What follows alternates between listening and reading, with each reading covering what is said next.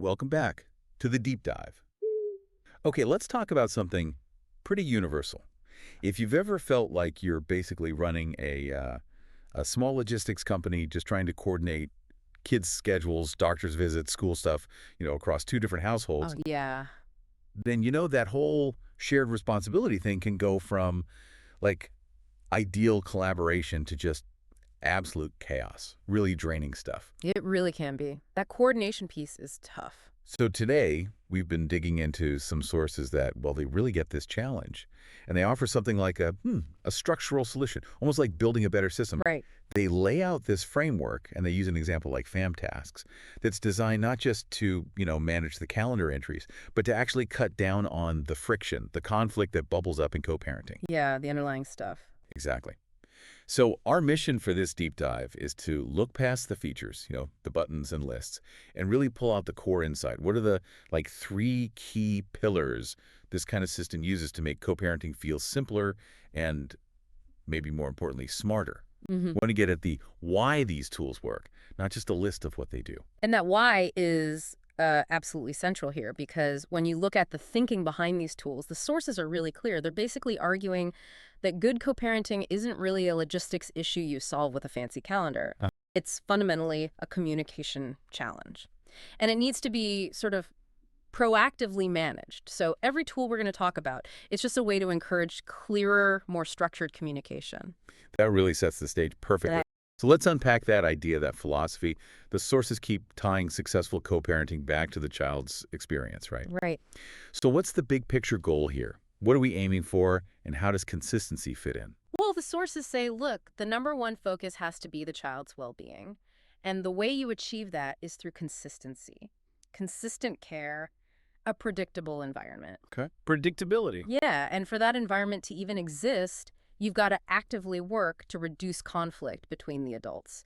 And reducing conflict isn't just, yelling less. Right. The sources define it more as creating stability through shared rules and routines, things that are actually documented. Hmm. That's why these frameworks focus on structuring the whole shared family life, really going way beyond just like logging appointments. I like that distinction. It's not just managing the transactions, like who pays for what, but managing the whole environment, the atmosphere. Exactly. Because if parents are constantly sniping over logistics or who said what when, that background stress, it affects everyone, doesn't it? Absolutely. The sources talk about parents needing to model healthy relationships. Yeah, they highlight that. And the structure, the system, is kind of the prerequisite for that modeling.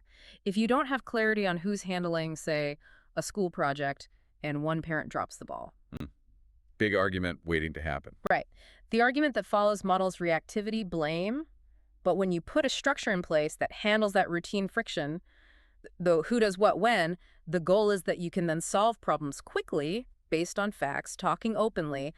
That's the real win. So that central message, co-parent smarter, not harder. hmm It really means using these tools, maybe automation, documentation, Mhm. to take the load off, offload the low-level stuff, the tracking, the reminding. Yeah, the emotional labor of it all. Right, so you can save your energy for the bigger picture relationship work. Precisely. You're essentially saving emotional capital by, almost professionalizing the logistics side of things. Okay, that transitions us perfectly into the practical side.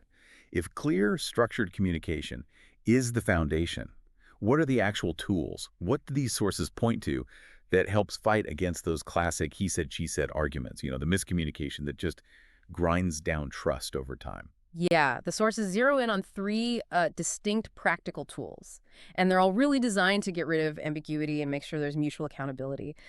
Think of them as pillars for like documentation and preventing problems before they start. Okay, pillar one, let's start there. The anchor of accountability, Yep. shared task lists. What's the insight here? Why is just having a list so powerful? So this is really foundational because it hits those day-to-day admin things, the Yeah. little stuff that builds up resentment. Mhm. A task list, if it's done right, gives you one central place to assign things, track if they're getting done, manage all those shared responsibilities. We're talking everything from school pickups, dentist visits, to maybe even more detailed things like logging medication doses or who's buying the specific supplies for that science fair project. The sources had a fascinating point about the emotional cost there. Mm. Like a simple $20 for school supplies. Yeah. If it's just verbal or not tracked, Yeah. That can spark a 15-minute fight later about reimbursement or whether it was even needed. Exactly. That's a perfect example. The list turns that potential blow up into like a 30-second documented note.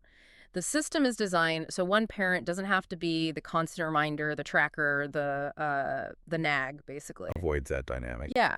By assigning and tracking these specific things in a shared space, you get smoother coordination and, crucially, automatic accountability. Both parents are just working off the same list, the Mm. same plan, the real value. Mm. You stop wasting all that emotional energy chasing updates or arguing about who was supposed to do what. Okay, so task management becomes way more than just a glorified to-do list. It's about accountability and reducing that friction. Got it. Pillar 2, then. This one sounds purely preventative. Built-in scheduling. We all use shared calendars, right? Google Calendar, whatever. Yeah. So why do the sources say a built-in scheduling tool is so important for cutting conflict? That's a good question because, yeah, shared calendars are common, but they're often passive, right? They just show you information that someone else put there. Sure. The sources emphasize that this kind of built-in scheduling is meant to be active. It's purely about preventing logistical messes before they happen. The main job is stopping double bookings, obviously. Okay. But the critical part is often some kind of integrated conflict resolution. Wait, conflict resolution inside the calendar. How does that work? Well, the materials suggest these tools can automatically flag potential clashes, not just two appointments at the same time, maybe even things that break agreed upon rules, perhaps. Ah, interesting. And importantly, they might require both parents to actually acknowledge or confirm an event before it gets locked into everyone's schedule. Think about how many arguments start with, oh, I thought pickup was at 5, or you never told me about that party. Yeah. Simple miscommunications about time or place. Easy triggers. Totally. So synchronized calendars that need that mutual sign-off, they just eliminate that possibility. It forces collaboration before things are set in stone. Okay, that makes sense. It mandates the conversation up front. Yeah. Now, here's where, for me, it gets really interesting.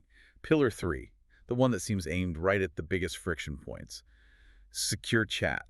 Let's be honest, doesn't forcing people to use a secure chat just turn every little message into, like, potential legal evidence? Uh-huh. Yeah. Does that really help build a healthy relationship if you feel like every text is going into some official record? That's a super important point, and the sources definitely see that potential pushback. They stress that the main goal isn't actually legal documentation, even though, yes, that's a side effect. Okay, so what is the main goal? It's about the psychological safety that comes from just removing ambiguity. Think about it. If one parent is constantly feeling accused of forgetting things or denying they agreed to something, that relationship is already pretty strained, right? It's already toxic. Good point. So the toxicity might already be there. What does having this documented chat actually do then? It gives you clear, undeniable records. The sources flat out say this is the way you eliminate the he said, she said fights. Uh, If every conversation from who's taking Timmy to soccer to maybe a more complex discussion about screen time rules is documented, timestamped right there in the system, there's just zero room later to argue about what was said or what was agreed or when. that's actually quite powerful when you put it like that. It changes communication from just words floating in the air to a kind of mutually acknowledged agreement. Yeah. It forces you to be clear, maybe, because you both know the record's there. Exactly right. And think about the energy it saves. You no longer have to remember every detail or constantly defend what you recall from past conversations. Yeah. Especially for the parent who maybe felt like they were always the recorder, always having to keep track. This takes a huge emotional load off. No more worrying if a text got missed or if a verbal agreement was, misremembered. The system holds the facts. Right. And that frees up the parents, hopefully, to focus more on the tone of the conversation, the actual relationship part, rather than just battling over the facts. So the secure chat is really designed for those potentially tricky or high-stakes interactions, making sure that whatever the emotions are, the facts of the agreement are solid. Precisely. And that clarity, that solidity is the bridge. It lets us connect these tools, the task lists, the scheduling, the chat logs, back to that bigger goal of stability. It's really important to see them not just as like annoying bureaucracy, but as necessary scaffolding, architecture for managing the relationship dynamic itself. Okay, so let's connect those dots for you listening. Yeah. How does getting this communication stuff professionalized, I think you call it, Yeah. how does that actually improve the family system?